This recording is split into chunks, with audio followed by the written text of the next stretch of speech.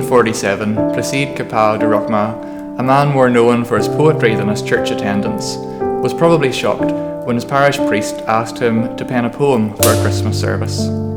Nevertheless, this poet was honoured to share his talents with the church, and so in a dusty coach down a bumpy road on his way to the capital of France, he considered the request. Using the Gospel of Luke as his guide, he imagined witnessing the birth of Jesus in Bethlehem. Thoughts of being present on that blessed night inspired him, and by the time he arrived in Paris, Cantique de Noël had been completed. Moved by his own work, he decided that these words were not just a poem, but a song in need of a master musician's hand. Not musically inclined himself, the poet turned to one of his friends, Adolphe Charles Adams, for help. The song was performed just 3 weeks later at a midnight mass on Christmas Eve. American writer John Sullivan Dwight translated this poem into what we know today, the carol O Holy Night. Adams had been dead for many years, and Capel was an old man when on Christmas Eve 1906, Reginald Fessenden, a 33-year-old university professor and former chief chemist of Thomas Edison, did something long thought impossible. Using a new type of generator, he spoke into a microphone, and for the first time in history, a man's voice was broadcast over the airways.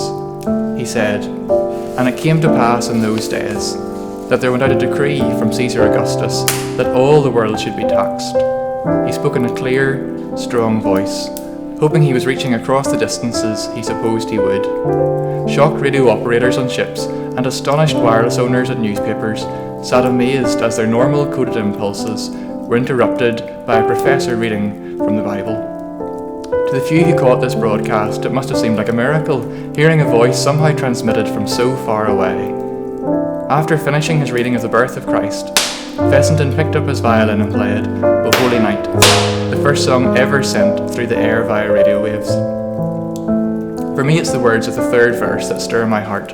Truly he taught us to love one another. His law is love and his gospel is peace. Chains shall he break, for the slave is our brother, and in his name all oppression shall cease.